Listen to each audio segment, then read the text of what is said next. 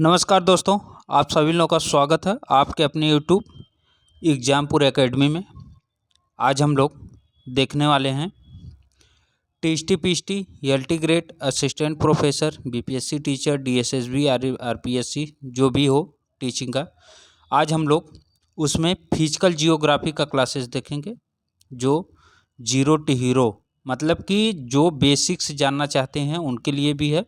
इसमें बेसिक से हाई तक सब इंक्लूड है। ठीक, ये प्रैक्टिस सेट है। कल हमने एक प्रैक्टिस सेट कराया था। आइए देखते हैं अभी तक के जितने भी पूछे गए प्रश्न हैं वो सभी इसमें सम्मिलित हैं। जो लोग चैनल पर नए होंगे चैनल को सब्सक्राइब कर लीजिएगा, लाइक शेयर करना मत भूलिएगा। जिसमें आज का पहला क्वेश्चन है, पीतवामन किसे कहा जाता है? पीतवामन किसे कहा जाता है? ऑप्शन है मंगल, शनि, सूर्य, अरुण। सही ऑप्शन कौन सा है? तो पीतवामन जो कहा जाता है वो सूर्य को कहा जाता है। सूर्य को पीतवामन कहा जाता है। और अगर पूछे कि सूर्य के सतह का तापमान, सूर्य के सतह का तापमान प्रश्न बनता है यहाँ से और बना हुआ है। ठीक, तो कितना है? वो है 5500 डिग्री सेंटीग्रेड से 6000 डिग्री सेंटीग्रेड तक। ठीक, कितना? 5500 से 6000 डिग्री सेंटीग्रेड तक। चलिए अगला प्रश्न देखते हैं। अगला प्रश्न है, बृहस्पति सौर मंडल का सबसे बड़ा ग्रह है। यह कथन एक ... है, मतलब प्राकृतिक नियम है, तथ्य है, केवल एक और दो दोनों, केवल दो, और नहीं एक नहीं दो। तो इसका सही ऑप्शन कौन सा हो जाएगा? तो इसका सही ऑप्शन है ऑप्शन नंबर सी, एक केवल एक तथ्य है। ठीक, ये प्राकृतिक नियम नहीं है कि बृहस्पति सौर मंडल का सबसे बड़ा ग्रह है। अभी सबसे अधिक उपग्रहों वाला ग्रह बन गया था शनि बीच में, अभी फिर बृहस्पति हो गया है जो है। ठीक, चलिए अगला देखते हैं। अगला प्रश्न है कि शांत सागर अवस्थित है। शांत सागर कहाँ अवस्थित है? ऑप्शन है मंगल पर, चंद्रमा पर, बृहस्पति पर, अंटार्कटिका पर। सही ऑप्शन कौन सा है? तो सही ऑप्शन है शांत सागर, वो चंद्रमा पर है। ठीक, कहाँ पर है? चंद्रमा पर। ठीक, सर्वप्रथम चंद्रमा पर पहुँचने वाला कौन है? तो है नील आर्मस्ट्रांग। Neil Armstrong. प्रश्न बन सकता है यहाँ से, सबसे पहले चंद्रमा पर कौन पहुँचा था? तो नील आर्मस्ट्रांग। ठीक, और एक कब पहुँचे थे वहाँ पे? 20 जुलाई 1969 को। ठीक, चलिए अगर ये पूछे कि शांत सागर किसका लैंडिंग है, प्रश्न बन सकता है कि शांत सागर किसका लैंडिंग है। तो ए अपोलो 11 मतलब 11 का लैंडिंग है। ठीक, ये अपोलो 11 का लैंडिंग स्थल है। चलिए अगला देखते हैं। अगला प्रश्न है कि निम्नलिखित में से कौन सामूहिक रूप से जोवियन ग्रह समूह के रूप में जाना जाता है? जोवियन ग्रह। ठीक, ऑप्शन है शुक्र, बृहस्पति, मंगल, शुक्र, पृथ्वी, मंगल और बृहस्पति, मंगल, बृहस्पति, अरुण, वरुण। अगला ऑप्शन है बुध, शुक्र, पृथ्वी, मंगल, बृहस्पति, शनि, अरुण, वरुण। तो इसका सही ऑप्शन कौन सा है? तो इसका सही ऑप्शन है option number D Brihaspati, Shani, Arun और वरुण, ये जोबियन ग्रह में आ जाते हैं। ठीक, और इन्हीं जोबियन ग्रह को बाह्य ग्रह भी कहा जाता है। इन्हीं को जो है वो बाह्य ग्रह भी कहा जाता है। ठीक, और बुध, शुक्र, पृथ्वी, मंगल, इनको जो है आंतरिक ग्रह कहा जाता है। इनको आंतरिक ग्रह कहा जाता है। चलिए आगे देखते हैं।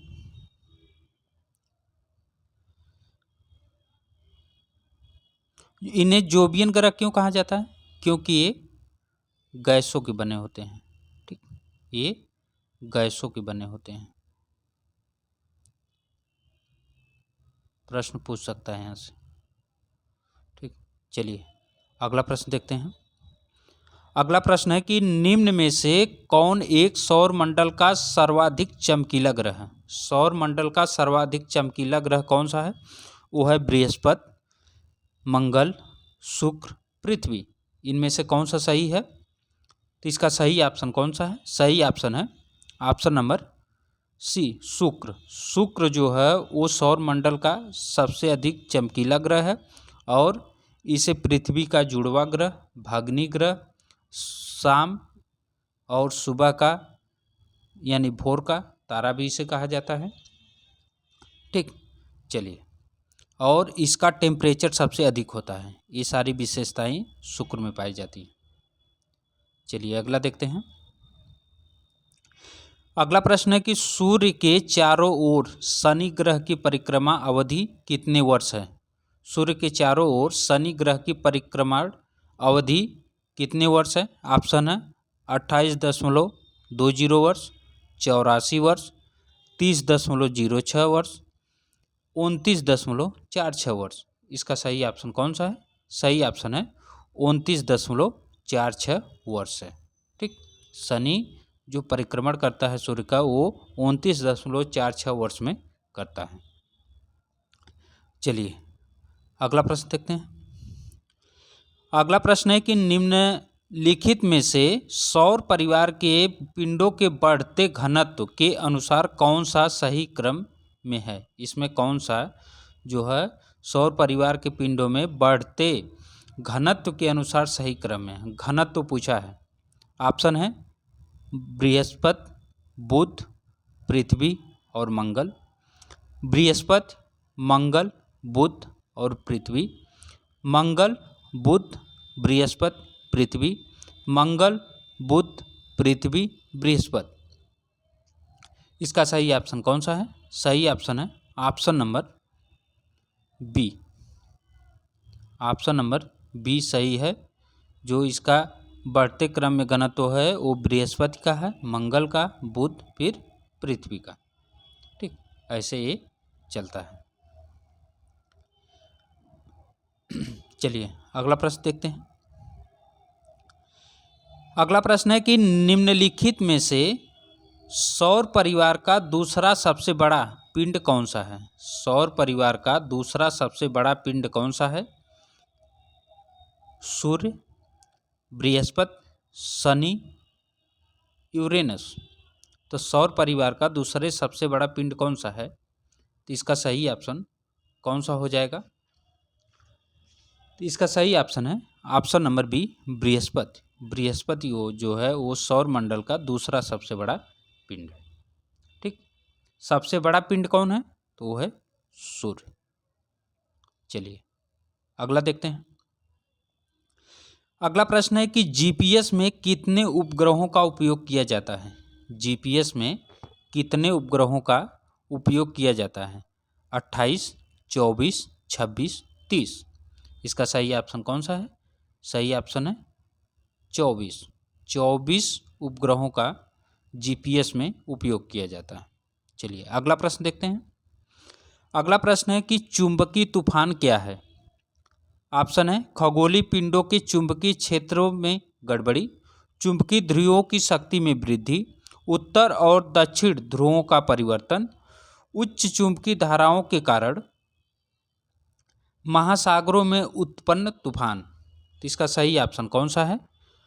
क्वेश्चन नंबर 10 का। सही ऑप्शन है ऑप्शन नंबर ए। खगोलीय पिंडों के चुंबकीय क्षेत्रों में गड़बड़ी। चुंबकीय तूफान क्या है? तो खगोलीय पिंडों के चुंबकीय क्षेत्रों में गड़बड़ी। चलिए अगला प्रश्न देखते हैं।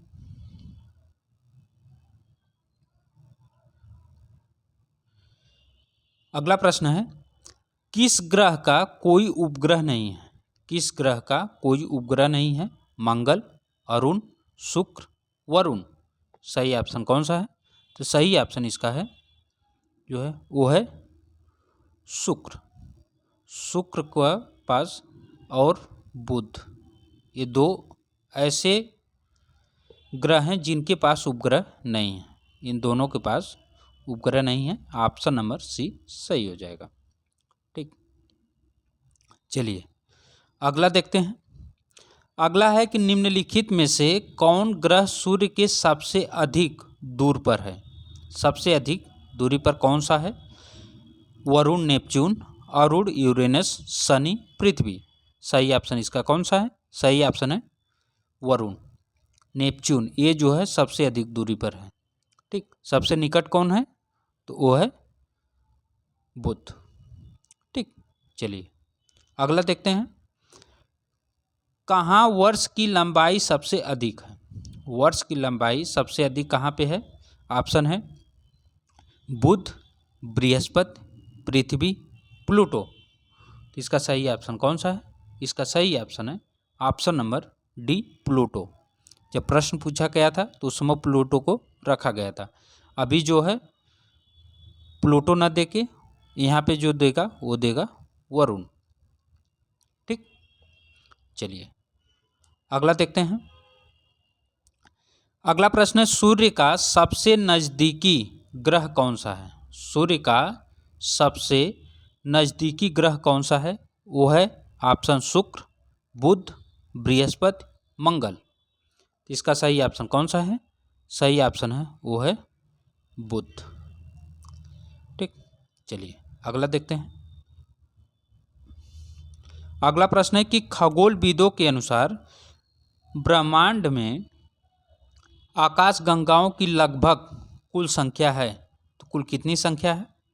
100 से 200 अरब, 250 से 300 अरब, 300 से 350 अरब, 350 से 400 अरब। तो इसका सही ऑप्शन कौन सा है? सही ऑप्शन ऑप्शन नंबर ए, 100 से 200 अरब। ठीक, चलिए अगला देखते हैं। अगला प्रश्न है, निम्नलिखित कथनों का परीक्षण कीजिए और नीचे दिए गए कोड का प्रयोग करके सही उत्तर का चयन कीजिए। देखिए दिया क्या है। पहला, सौर मंडल के ग्रहों की संरचना भिन्न भिन्न होती है। दूसरा दिया, ग्रहों की संरचना सूर्य से दूरी से संबंधित प्रतीत होती है। तीसरा दिया, सूर्य के समीपी ग्रह चट्टानों और धातुओं से निर्मित थे जो उच्च तापमान पर क्रिस्टलीकृत हो चुके हैं। चौथा दिया है कि बाह्यतम ग्रह तत्वों से बने थे जो उच्च तापमान पर ठोस संघनित में बदल चुके हैं। इसमें बताना है कौन कौन सा सही है। तो इसमें 1 2 4, 2 3 4, 1 2 3, 1 2 3 4, इसका सही ऑप्शन कौन सा है? तो इसका सही ऑप्शन है ऑप्शन नंबर सी, 1 2 3। सौर मंडल के ग्रहों की संरचना भिन्न भिन्न होती है, ये बात सही है। ग्रहों की संरचना सूर्य से दूरी से संबंधित प्रतीत होती है, ये भी सही है। सूर्य के समीपी ग्रह चट्टानों और धातुओं से निर्मित थे जो उच्च तापमान पर क्रिस्टलीकृत हो चुके हैं, ये भी सही है। बाह्यतम ग्रह तत्वों से बने थे जो उच्च तापमान पर ठोस संघनित में बदल चुके हैं, ये गलत है। ठीक, चलिए अगला देखते हैं। अगला है कि पृथ्वी की सतह पर मौसम परिवर्तन के लिए उत्तरदायी कारकों की पहचान कीजिए। उत्तरदायी कारकों की पहचान कीजिए। ऑप्शन है पृथ्वी का घूर्णन, पृथ्वी का परिक्रमण, पृथ्वी का अपनी दूरी पर झुकाव, सूर्य का घूर्णन। इसका सही ऑप्शन कौन सा हो जाएगा? दिया है 1 और 3, 2 और 3, 1 और 2, 1 2 और 4। तो इसका सही ऑप्शन कौन सा है? तो इसका सही ऑप्शन है ऑप्शन नंबर बी, मतलब 2 और 3, पृथ्वी का परिक्रमण और पृथ्वी का अपनी दूरी पर झुकाव, ये दोनों जो है वो मौसम परिवर्तन के लिए उत्तरदायी हैं। ठीक, चलिए अगला देखते हैं। अगला प्रश्न है, एक तरफ सूची में उपनाम दिया है, दूसरी तरफ जो है वो ग्रह दिया है। कौन से ग्रह को किस उपनाम से बुलाया जाता है? हरा ग्रह शुक्र, छल्लेदार ग्रह मंगल, लाल ग्रह अरुण, प्रातः या सांझ का तारा शनि। ठीक, ये ऑप्शन दिया हुआ है, नीचे आप देख लीजिए, ये है ऑप्शन। ठीक, तो आइए इसका सबसे पहले मिलान करते हैं। हरा ग्रह कौन सा है? तो ये है अरुण ग्रह। छल्लेदार ग्रह कौन है? वो है शनि। लाल ग्रह मंगल, प्रातः या सांझ का तारा शुक्र। तो ये हो जाएगा 3, उसके बाद है 4, फिर है 2, फिर 1। ऑप्शन नंबर सी सही है। ठीक, ऑप्शन नंबर सी सही है। यहीं पे आप लोगों को एक बता देते हैं थोड़ा से ट्रिक, जो आपको याद हो जाएगा और फिर प्रॉब्लम नहीं होगी। देखिए ट्रिक याद कर लीजिए। हम हैं नीले,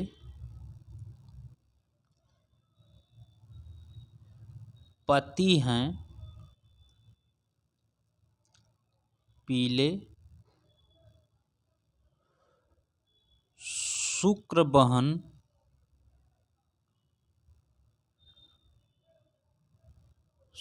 बहन चमकीली है,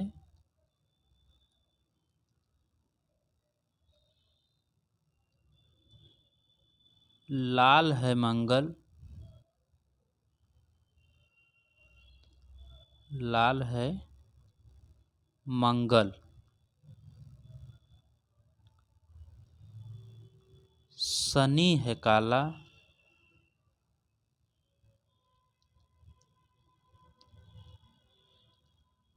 शनि है काला, लाल है मंगल, शनि है काला, और अरुण पर हरियाली, अरुण पर हरियाली। ठीक, अब देखिए हम हैं नीले, मतलब हम पृथ्वी बोल रही है, पृथ्वी बोल रही है कि हम हैं नीले, मतलब पृथ्वी को नीली ग्रह कहा जाता है। पति मतलब बृहस्पति को वो पति मानी है। ठीक, बता रही है पति हैं पीले, मतलब बृहस्पति पीला। शुक्र जो पृथ्वी की बहन कहा जाता है, शुक्र बहन है और ये चमकीली है। ठीक, लाल है मंगल, मंगल ग्रह जो है उसे लाल ग्रह भी कहा जाता है। शनि है काला, शनि ग्रह को काला ग्रह भी कहा जाता है। और अरुण पर हरियाली, हरा ग्रह अरुण को कहा जाता है। बस ये ट्रिक आप याद कर लीजिए। हम हैं नीले, पति हैं पीले, शुक्र बहन चमकीली है, लाल है मंगल, शनि है काला, और अरुण पर हरियाली। बस इतना में आपको टोटल उपनाम क्लियर हो जाएगा। चलिए अगला देखते हैं। अगला प्रश्न है, 2 पूर्णिमाओं के बीच अंतराल होता है लगभग कितने दिन का अंतराल होता है?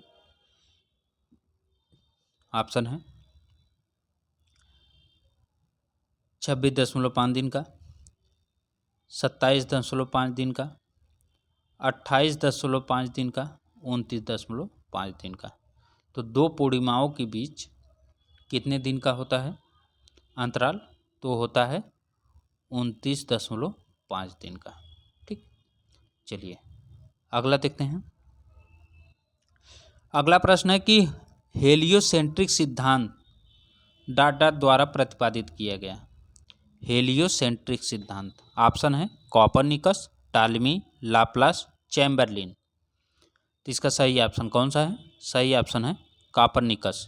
कापरनिकस का है जो हेलियोसेंट्रिक सिद्धांत ये दिए थे। ये बताए थे कि केंद्र में सूर्य है न कि पृथ्वी, ठीक, और पृथ्वी जो है वो इसके चारों तरफ घूमती है। चलिए अगला देखते हैं। अगला है कि समीपतम टिटौरी तारे पृथ्वी से कितने दूर पर हैं? ऑप्शन है 800 प्रकाश वर्ष, 200 प्रकाश वर्ष, 400 प्रकाश वर्ष, 1200 प्रकाश वर्ष। इसका सही ऑप्शन है 400 प्रकाश वर्ष। समीपतम टिटौरी तारे पृथ्वी से 400 प्रकाश वर्ष दूर हैं। ठीक, चलिए अगला प्रश्न देखते हैं। अगला प्रश्न है कि निम्नलिखित कथनों की जांच कीजिए और नीचे दिए गए कोड का सही इस्तेमाल करके चयन कीजिए। ठीक, पहला दिया है कि सफ़ेद ड्वार्फ्स बहुत छोटे सितारे होते हैं। दूसरा दिया है कि सफ़ेद ड्वार्फ्स का घनत्व किसी भी ज्ञात स्थलीय पदार्थ से अधिक होता है।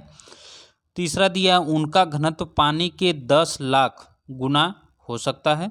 चौथा दिया है ड्वार्फ्स के 1 चम्मच पदार्थ का भार 10 क्विंटल हो सकता है।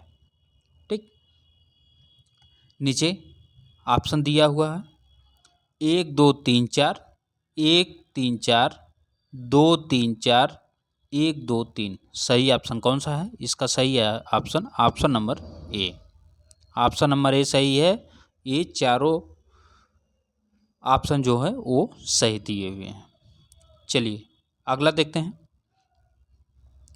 अगला है निम्नलिखित ग्रहों में से किस पर सबसे छोटा दिन होता है? सबसे छोटा दिन किस पर होता है? पृथ्वी पर, मंगल पर, बुध पर, शुक्र पर। तो इसका सही ऑप्शन कौन सा है? वो है पृथ्वी पर। पृथ्वी पर सबसे छोटा दिन होता है। ठीक, चलिए अगला देखते हैं। अगला है कि हैली, गेल तथा विल्सन क्या है? हैली, गेल तथा विल्सन क्या है? ऑप्शन है उल्का, धूमकेतु, उपग्रह, क्षुद्र ग्रह। तो इसका सही ऑप्शन कौन सा है? ये धूमकेतु है। ठीक, ऑप्शन नंबर बी सही हो जाएगा। हैली, गेल तथा विल्सन जो है वो धूमकेतु हैं। अगला प्रश्न है कि निम्नलिखित में से किसमें 1543 में पृथ्वी केंद्रस्थ ब्रह्मांड के स्थान पर सूर्य केंद्रस्थ ब्रह्मांड की संकल्पना प्रस्तुत की? अभी इसके बारे में पीछे भी बात हुई है। वो है कापरनिकस। ठीक, कौन है? वो है कापरनिकस। और ये दिए कब थे? तो ये अपना सिद्धांत दिए थे 1543 में। ठीक, इसी की वजह से इन्हें फांसी भी दी गई थी। चलिए अगला देखते हैं। अगला है कि निम्नलिखित में से कौन भारत द्वारा छोड़ा गया प्रथम उपग्रह था? ऑप्शन है आर्यभट्ट, भास्कर, IRS-1A, चीन या मिस्र सदृश प्रदेश में। इसका सही ऑप्शन कौन सा है? तो इसका सही ऑप्शन है सबसे पहले जो उपग्रह छोड़ा गया था वो था आर्यभट्ट। ठीक, कौन सा था? वो है आर्यभट्ट। चलिए अगला देखते हैं। अगला है निम्नलिखित ग्रहों में से कौन सा बाह्य ग्रह है? इसमें बताना है कि बाह्य ग्रह कौन सा है। तो इसमें शुक्र, मंगल, यूरेनस, पृथ्वी। सही ऑप्शन है यूरेनस। इसके बारे में भी पीछे बार चर्चा हुई है, तो यूरेनस सही है। चलिए अगला प्रश्न देखते हैं। अगला प्रश्न है कि किस ग्रह को पृथ्वी का जुड़वा तारा कहा जाता है? शुक्र, मंगल, बृहस्पति, बुध। तो ये शुक्र है। शुक्र को पृथ्वी का जुड़वा तारा कहा जाता है। ठीक, चलिए अगला देखते हैं। अगला है कि जेन्स, टाइटन, हाइपेरियन आदि किस ग्रह के उपग्रह हैं? ऑप्शन है बृहस्पति, वरुण, शनि, मंगल। इसका सही ऑप्शन कौन सा है? ये शनि के हैं। ठीक, जेम्स, टाइटन, हाइपेरियन आदि किस ग्रह के उपग्रह हैं? तो ये शनि के हैं। टाइटन बहुत फेमस है। टाइटन बहुत फेमस है। चलिए अगला देखते हैं। अगला प्रश्न है कि किस ग्रह पर विशाल लाल धब्बा पाया जाता है? किस ग्रह पर विशाल लाल धब्बा पाया जाता है? तो मंगल, बृहस्पति, बुध, शनि। सही ऑप्शन कौन सा है? तो इसका सही ऑप्शन है बृहस्पति। बृहस्पति पर विशाल लाल धब्बा पाया जाता है। ठीक, चलिए अगला देखते हैं। अगला है, इनमें से कौन सा युग्म सुमेलित नहीं है? ऑप्शन है पृथ्वी 365.25 दिनों में सूर्य की परिक्रमा करती है, मंगल 525 दिनों में सूर्य की परिक्रमा करता है, बुध 88 दिनों में सूर्य का परिक्रमा करता है, अरुण 84 वर्षों में सूर्य की परिक्रमा करता है। तो इसका सही ऑप्शन कौन सा है? तो इसका सही ऑप्शन है ऑप्शन नंबर बी। मंगल जो है ये 525 दिन में नहीं करता है, इसको लगते हैं 687 दिन। कितने? 687 दिन लगते हैं। चलिए अगला देखते हैं। अगला प्रश्न है कि निम्नलिखित में से कौन सा युग्म सुमेलित नहीं है? एक तरफ ग्रह, दूसरे तरफ सूर्य से दूरी है। ऑप्शन है पृथ्वी 20.88 करोड़ किलोमीटर, मंगल 22.79 crore kilometre, Brihaspati 77.85 crore kilometre, Shani 143.3 crore kilometre. तो इसका सही ऑप्शन आपको बताना है। इसका सही ऑप्शन कौन सा है? तो इसका सही ऑप्शन है ऑप्शन नंबर ए। पृथ्वी जो है 20.88 करोड़ किलोमीटर नहीं है, ये है 14.96 करोड़ किलोमीटर। ठीक, चलिए आगे देखते हैं। अगला प्रश्न है, निम्न में से कौन एक सूर्य के विद्युत चुंबकीय विकिरण की लघुत्तम तरंग लंबाई से बृहत्तम तरंग लंबाई का सही अनुक्रम है? ऑप्शन है दृश्य प्रकाश रश्मियाँ, पराबैंगनी रश्मियाँ, रेडियो तरंग, इंफ्रारेड रश्मियाँ, रेडियो तरंग। बी ऑप्शन में पराबैंगनी रश्मियाँ, दृश्य प्रकाश रश्मियाँ, इंफ्रारेड रश्मियाँ, रेडियो तरंग। सी है पराबैंगनी रश्मियाँ, इंफ्रारेड रश्मियाँ, रेडियो तरंग, दृश्य प्रकाश रश्मियाँ। डी है इंफ्रारेड रश्मियाँ, दृश्य प्रकाश रश्मियाँ, रेडियो तरंग, पराबैंगनी रश्मियाँ।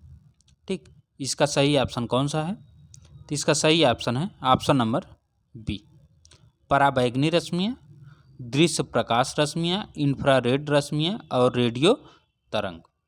ये है ऑप्शन नंबर बी सही। चलिए अगला देखते हैं।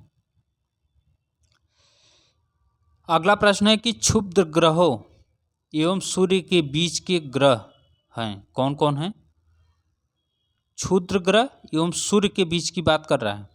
बुध, बृहस्पति, बुध पृथ्वी, बृहस्पति शनि, बुध शुक्र पृथ्वी शनि, बुध शुक्र पृथ्वी मंगल, बुध पृथ्वी शुक्र बृहस्पति।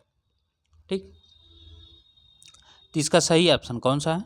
सबसे पहले देख लीजिए, जहाँ बृहस्पति शनि ये सब दिख रहे हैं बाह्य ग्रह, उसको काट दीजिए। ठीक, जहाँ भी दिखे, इसमें नहीं दिख रहा है, यही सही हो जाएगा। इसमें भी दिख रहा है, यहाँ भी काट दीजिए। ठीक, तो इसका ऑप्शन नंबर सी सही हो जाएगा, बुध शुक्र पृथ्वी एवं मंगल। चलिए अगला देखते हैं। अगला है कि पुच्छल तारे चमकते हुए आकाशीय पिंड हैं जो परिक्रमा करते हैं। पुच्छल तारे किसकी परिक्रमा करते हैं? बृहस्पति की, पृथ्वी की, सूर्य की, चंद्रमा की। तो इसका सही ऑप्शन कौन सा है? तो ये सूर्य की करते हैं। पुच्छल तारे, धूलकण, ठीक, एस्टेरॉयड जो भी हैं सब इसी के चक्कर लगाते हैं। चलिए अगला देखते हैं। अगला है कि ग्रहों की उत्पत्ति की परिकल्पनाओं के संदर्भ में निम्न में से कौन सा कथन सही है? ऑप्शन दिया है पहला, ग्रहों का निर्माण नेबुला से अलग हुए 9 छल्ले के समस्त पदार्थों के 9 गांठों के रूप में समूहन के कारण हुआ। बी दिया है कि ग्रहों का निर्माण नेबुला से निकले मौलिक एक छल्ले से पुनः निकले 9 छल्ले के समस्त पदार्थों के अलग अलग समूहन के कारण हुआ है। सी दिया कि ग्रहों का निर्माण ग्रहाणुओं के समूहन के कारण हुआ है। डी दिया है कि ग्रहों का निर्माण फिलामेंट से हुआ है।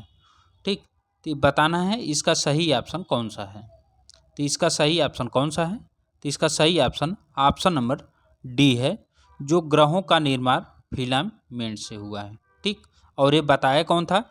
तो ये बताए हैं ज्वारीय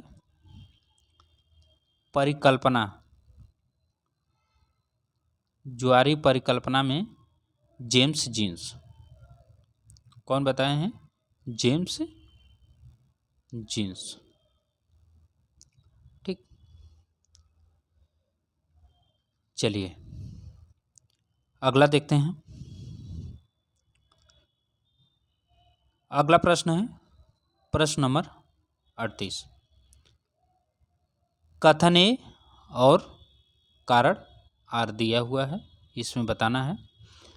कथन ये है कि पृथ्वी पर दिशाएं विवेकाधीन होती हैं। कारण दिया है कि एक गोलाकार धरातल के न तो किनारे होते हैं, न आदि न अंत। इसमें बताना है ए और आर दोनों सही है। आर ए की सही व्याख्या है। ए और आर दोनों सही है, परंतु आर ए की सही व्याख्या नहीं है। ए सही है, आर गलत है, ए गलत है, आर सही है। तो इसका सही ऑप्शन कौन सा है? तो इसका सही ऑप्शन है ए और आर दोनों सही, आर ए की सही व्याख्या है। पृथ्वी पर दिशाएं विवेकाधीन होती हैं। एक गोलाकार धरातल के न तो किनारे होते हैं और न आदि न अंत। ठीक, चलिए अगला देखते हैं। अगला है कि एक ग्रह की अपने कक्ष में सूर्य से अधिकतम दूरी को कहते हैं। अधिकतम दूरी को क्या कहते हैं? ऑप्शन है अपोजी, पेरिजी, अपसौर, उपसौर। इसका सही ऑप्शन कौन सा है? इसका सही ऑप्शन है ऑप्शन नंबर सी, अपसौर। एक ग्रह की अपने कक्ष में सूर्य से अधिकतम दूरी को अपसौर कहते हैं। चलिए अगला देखते हैं। कूट वाला प्रश्न है। एक तरफ उपग्रह है, दूसरी तरफ संबंधित ग्रह हैं। Ariel Shani, Ganymede Brihaspati, Charon Pluto, Titan Uranus. नीचे ऑप्शन दिया हुआ है, देख लीजिए। सबसे पहले अभी हम लोग पीछे बात किए थे, टाइटन किसका उपग्रह है? तो ये है शनि का। किसका है? शनि का। ठीक, तो डी का वन कहीं दिख रहा है? डी का वन सिर्फ एक में दिख रहा है, वो है ऑप्शन नंबर डी। यही सही भी होगा। आइए पूरा मिला लीजिए।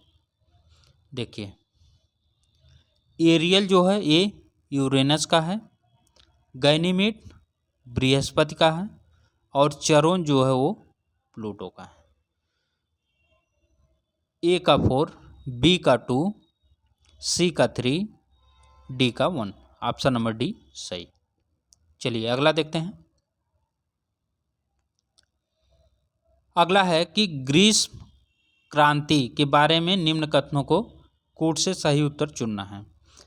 पहला है कि सूर्य कर्क रेखा पर होता है। दूसरा है सूर्य मकर रेखा पर होता है। तीसरा है उत्तरी गोलार्ध में सबसे बड़ा दिन और सबसे छोटी रात होती है।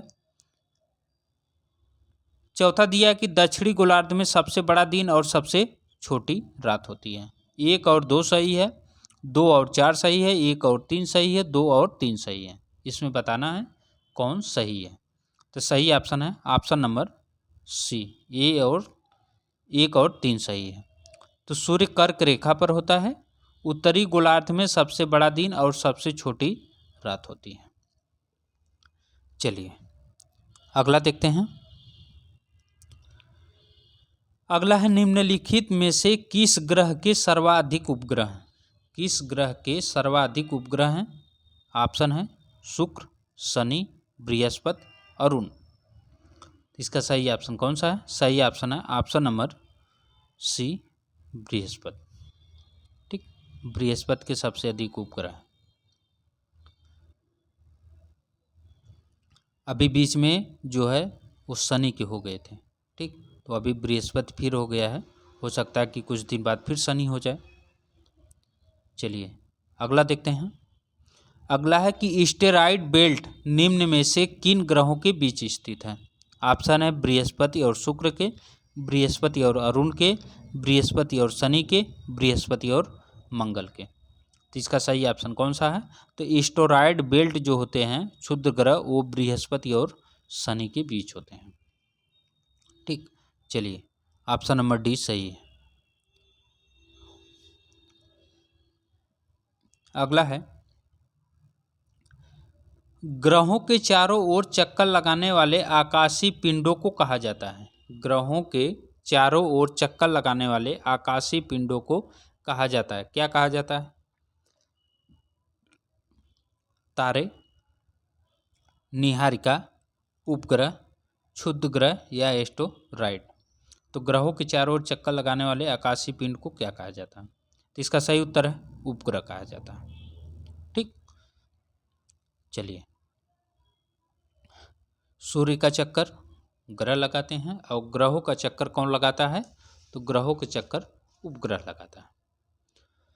अगला प्रश्न है कि आकाशीय पिंडों के बीच दूरियों को मापने की इकाई निम्नलिखित में से कौन सी है? इसमें दूरियों की इकाई मापने वाली कौन सी है? फैदम, समुद्री मील, प्रकाश वर्ष, मानक मील। सही ऑप्शन है प्रकाश वर्ष। प्रकाश वर्ष जो है ये आकाशीय पिंडों के बीच दूरी मापने का काम करता है। चलिए अगला देखते हैं। अगला प्रश्न है कि मैगलन अभियान निम्नलिखित में से किस ग्रह से संबंधित है? मैगलन अभियान जो है वो किस ग्रह से संबंधित है? ऑप्शन है मंगल, बृहस्पति, शनि, यम या कुबेर। सही ऑप्शन कौन सा है? सही ऑप्शन है option number B, Brihaspati. Magellan अभियान निम्नलिखित में से किस ग्रह संबंधित है? तो वो है बृहस्पति से। चलिए अगला देखते हैं। अगला प्रश्न है कि निम्नलिखित में से कौन सा ग्रह भोर का तारा, सांझ का तारा कहलाता है? तो ये शुक्र, अभी इसके बारे में बात हुई है। अगला देखते हैं। निम्न में से सबसे छोटा ग्रह कौन सा है? तो ये है बुध। ठीक, कौन है? बुध। चलिए अगला देखते हैं। अगला है कि वायुमंडल की अनुपस्थिति में आकाश गंगा का रंग होगा, कैसा होगा? नीला, सफ़ेद, काला, पीला। तो इसका सही ऑप्शन कौन सा है? इसका सही ऑप्शन है ऑप्शन नंबर सी, काला होगा। अगला है उस कल्प का नाम लिखिए जो प्रथम धरातल पिंड के विकास से संबंधित माना जाता है। तो कौन सा है? ऑप्शन है प्राचीन कल्प, पुराजीवी कल्प, मध्यजीवी कल्प, तृतीय कल्प। सही ऑप्शन है प्राचीन कल्प। इसका सही ऑप्शन है प्राचीन कल्प। चलिए अगला देखते हैं। अगला है कि आकार के अनुसार सबसे बड़ा एवं सबसे छोटा ग्रह क्रमशः है, कौन सा है? शनि तथा प्लूटो, शनि तथा बुध, बृहस्पति तथा प्लूटो, बृहस्पति तथा बुध। तो इसका सही ऑप्शन कौन सा है? तो इसका सही ऑप्शन है ऑप्शन नंबर सी, अभी प्लूटो नहीं है, तो ऑप्शन नंबर डी सही हो जाएगा। ठीक, चलिए अगला देखते हैं। अगला है कि मंगल तथा बृहस्पति ग्रहों के मध्य छोटे पिंडों को कहा जाता है, क्या कहा जाता है? अवांतर ग्रह या एस्टेरॉयड, निम्न ग्रह या इन्फीरियर प्लैनेट, उच्च ग्रह या सुपीरियर प्लैनेट, पुच्छल तारे या कॉमेट्स। तो इसका सही ऑप्शन कौन सा है? तो इसका सही ऑप्शन है ऑप्शन नंबर ए, अवांतर ग्रह या एस्टेरॉयड उसे बोला जाता है। चलिए अगला देखते हैं। अगला है कि किस ग्रह को जल ग्रह अथवा नीला ग्रह कहा जाता है? तो ये पृथ्वी को कहा जाता है, इसके बारे में भी हम चर्चा किए थे। अगला है सौर परिवार का विशालतम ग्रह, सौर परिवार का विशालतम ग्रह कौन सा है? तो वो बृहस्पति है, सबसे बड़ा। ठीक, चलिए अगला देखते हैं। आकाश का रंग नीला होता है क्योंकि, आकाश का रंग नीला होता है क्योंकि ऑप्शन है विभिन्न प्रकाश के संयोग मिश्रण से नीला रंग उत्पन्न होता है, धूल कण द्वारा प्रकाश छितराया जाता है। 1 और 2 दोनों सही है, उपरोक्त सभी गलत है। इसका सही ऑप्शन कौन सा है? तो इसका सही ऑप्शन है ऑप्शन नंबर बी, धूल कण द्वारा प्रकाश छितराया जाता है। आकाश का रंग नीला होता है क्योंकि धूल कण द्वारा प्रकाश जो वो छितराया जाता है। अगला है, सौर मंडल के किस पिंड से पृथ्वी के आंतरिक संरचना की जानकारी मिलती है? ग्रह, उपग्रह, उल्का, पुच्छल तारा। इसका सही ऑप्शन कौन सा है? बहुत फेमस है उल्का। उल्का पिंड से जो है वो पता चलता है। चलिए अगला देखते हैं। अगला है कि सूर्य की सतह का तापमान कितना होता है? सूर्य की सतह का तापमान कितना होता है? तो अभी हमने बात किया था 5500 से 6000। यहाँ 5500 नहीं है तो निकट का जो है माना जाएगा वो है 5000। ठीक, चलिए अगला देखते हैं। पृथ्वी सूर्य से कितनी दूरी पर स्थित है? पृथ्वी सूर्य से कितनी दूरी पर स्थित है? ठीक, तो ऑप्शन दिया हुआ है, देख लीजिए। इसका सही ऑप्शन होगा ऑप्शन नंबर ए। अभी हमने इसके बारे में बात किया था कि 14.96 करोड़ किलोमीटर। ठीक, चलिए अगला देखते हैं। अगला है कि चंद्रमा के प्रकाश को पृथ्वी पर पहुंचने में कितना समय लगता है? 2 सेकेंड, 1.3 सेकेंड, 4 सेकेंड, इनमें से कोई नहीं। तो इसका सही ऑप्शन हो जाएगा 1.3 सेकेंड का समय लगता है। ठीक, और सूर्य के प्रकाश को कितना समय लगता है? तो इसको लगता है 8 मिनट 16.6 सेकेंड। ठीक, चलिए अगला देखते हैं। अगला है कि सौर मंडल में किस ग्रह के सबसे अधिक उपग्रह हैं? सौर मंडल में किस ग्रह के सबसे अधिक उपग्रह हैं? ऑप्शन है बृहस्पति, शनि, अरुण, वरुण। तो इसका सही ऑप्शन कौन सा है? तो इसका सही ऑप्शन है ऑप्शन नंबर ए, बृहस्पति। चलिए अगला प्रश्न देखते हैं। अगला प्रश्न है जो है कथन और कारण से इसका जो है आंसर देना है। अभी कथन है, अपने सौरमंडल के प्रत्येक ग्रह का एक वायुमंडल है। कारण है, वायुमंडल जलवायु के प्रत्येक तत्व का आधार है। ऑप्शन दिया ए और आर दोनों सही, आर ए की सही व्याख्या। ए और आर दोनों सही, आर ए की सही व्याख्या नहीं है। ए सही है, आर गलत है, ए गलत है, आर सही है। तो इसका सही ऑप्शन कौन सा हो जाएगा? इसका सही ऑप्शन है ऑप्शन नंबर बी, दोनों सही है परंतु स्पष्टीकरण नहीं है। ठीक, चलिए अगला देखते हैं। अगला है कि सूर्य की दीप्तिमान सतह को कहते हैं। सूर्य की दीप्तिमान सतह को क्या कहते हैं? ऑप्शन है प्रकाश मंडल, वर्णमंडल, सूर्य किरीट, सूर्य धब्बा।